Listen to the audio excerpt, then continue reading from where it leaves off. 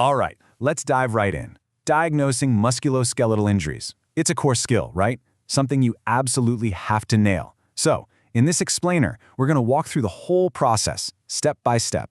We'll look at how you go from that first moment a patient comes in, all the way to a rock-solid diagnosis and a plan to fix it. Okay, so picture this. A patient comes into the ER after a nasty fall. They're in a ton of pain, can't put any weight on their leg. Your gut, your clinical suspicion, is screaming fracture. But how do you prove it? How do you get from just a strong hunch to a definitive diagnosis? That's exactly what we're going to break down. First things first, where do we always start? The clinical exam.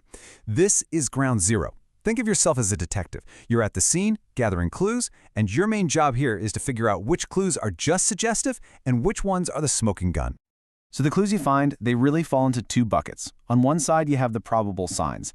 These are things that make you go, this could be a fracture, but they don't seal the deal. Then you've got the certain signs. These are what we call pathognomonic. Fancy word, but all it means is if you see one of these, it's game over. You've diagnosed a fracture, no x-ray needed to confirm it. So what are these probable signs? Well, it's the stuff you'd expect. Pain, obviously, the patient can't move the limb properly, and of course, you've got swelling, edema, and bruising, that hematoma. But here's the catch. These are all super non-specific. I mean, a really bad sprain could give you all of these signs, right? So they're important pieces of the puzzle, for sure, but they don't give you the full picture. Now, the certain signs, this is where things get really clear. If you see an obvious limb deformity, like the arm is bent in a way it's just not supposed to be, that's a fracture. Or what about pathological movement? Movement where there shouldn't be a joint. Or if you feel that gritty, grinding sensation of bone fragments rubbing together, that's crepitation. And of course, the most obvious of all, an open fracture, where you can literally see the bone. If you find any of these, you can confidently say, this is a fracture, right there and then. Okay, so we've talked a lot about fractures, but what else can we pick up on the exam? Let's shift gears a bit and talk about other common injuries, because your physical exam can give you some dead giveaways for those too. Let's talk dislocations. Yep, the joint looks totally out of whack, that's the disfigurement. But the real telltale, the pathognomonic sign, is something called springy resistance. What does that feel like? Well, when you try to move the joint passively, it feels stuck. And when you let go, it sort of springs back into that dislocated position. It's a very unique feeling. Once you feel it, you'll never forget it.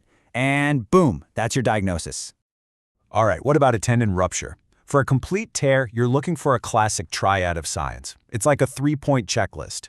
Number one, you can often actually feel a gap where the tendon used to be. It's called a palpable defect.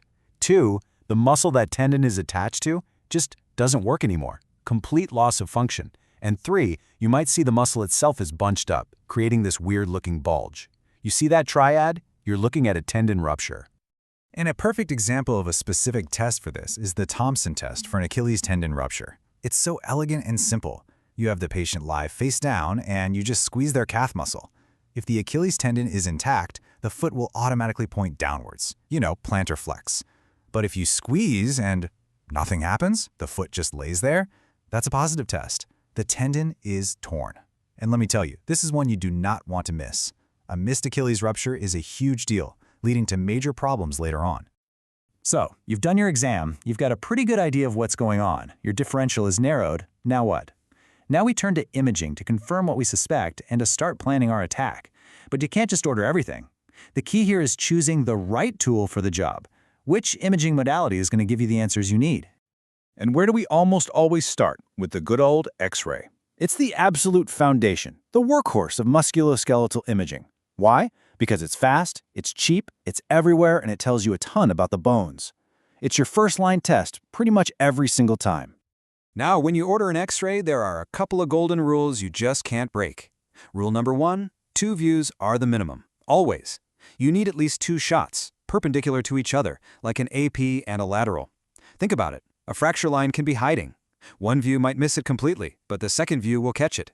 It's like trying to understand a 3D object with a 2D picture. You need more than one angle. And rule number 2, sometimes you need special views for tricky areas. A classic example is the scaphoid view for a suspected wrist fracture. Standard views might look totally normal, so you gotta know when to ask for the special shots. Okay, so when is an X-ray not enough? When do you need to level up? That's where the CT scan comes in. CT is all about getting exquisite detail of the bone. The classic indication is for intra-articular fractures. That's when the break goes right into the joint surface. The CT gives the surgeon a beautiful 3D map of all the broken pieces. You can't plan that surgery without it. It's absolutely crucial. Now, what if you're not worried about the bone, but the stuff around the bone? I'm talking tendons, ligaments, cartilage, to soft tissues. For that, MRI is the undisputed king. It's the gold standard. If your clinical exam points to a torn ACL, a rotator cuff tear, a meniscal injury, you name it, the MRI is what's going to give you the definitive answer. Oh, and it's also fantastic for picking up things like early osteonecrosis, way before an X-ray would show anything. And it doesn't stop there. We've got a few other specialized tools.